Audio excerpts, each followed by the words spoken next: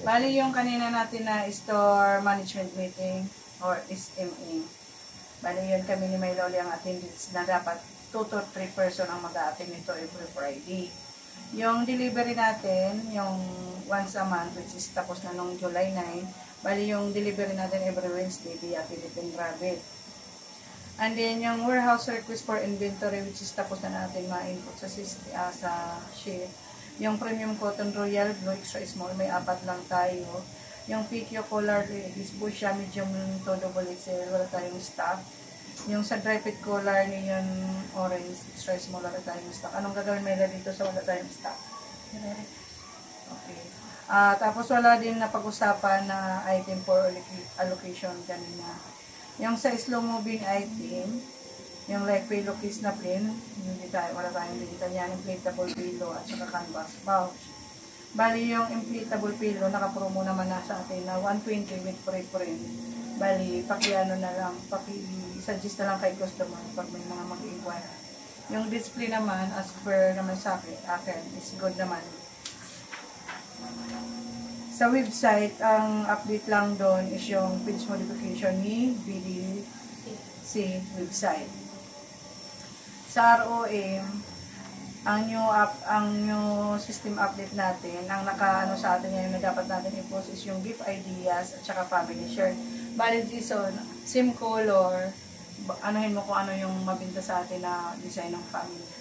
Kasi ipopost ni Mayla. Si Mayla ang nakatuka dito. Ito ang secondary ng ROM, ikaw ang pangatlo. Si Mayla ang primary. Sa save reply, may bago tayo doon, which is pag halimbawa mag-inquire, i-browse nyo lang yung sub-reply natin, yung sa tarpaulin, centroboard, UVDT, at sa flyer printing. Di ba may nag-inquire naman sa atin? Wala naman changes nito. Tapos sa OLM, so TIT, yung ano item natin doon is TIT ballpen at TIT notebook. Yung ballpen naka-buy 10 buy 100 get 10 free. Tapos yung notebook free out. Yung kung may mag-posting ka din ito. Pero wag mo gagayahin yung posting nila. Gumawa ka ng sariling idea. So, di ba, talented ka naman. Yung ads and promo. Sa new updates, background booklet, embroidery booklet, which is na REDP ko na.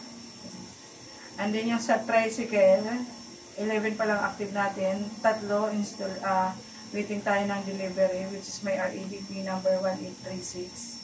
Disclaimer, 7 yung active natin, 2 for installation, sticker 10.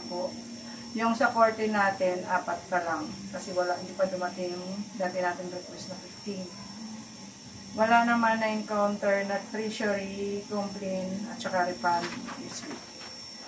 Wala din na topic na MIS. Itong MIS about to sa system update. Visual categorization, bali hanggang katapusan ng July, ang for update pa natin or for upload is yung white track. Nakatuka kay Arlene, gagawin sa last week, Tuesday. Black basket, which is yung 11 by 18 na pillow.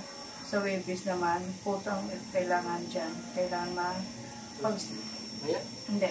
Katapusan, last week. Tapos, dapat ibigay ma-upload to sa system, doon sa visual. Sa HR naman, may naka-schedule sa atin, sa July 21, alas 8 ng umaga. Sabri digitizing. Jason Kukamas, sa Lunes, agahan mo.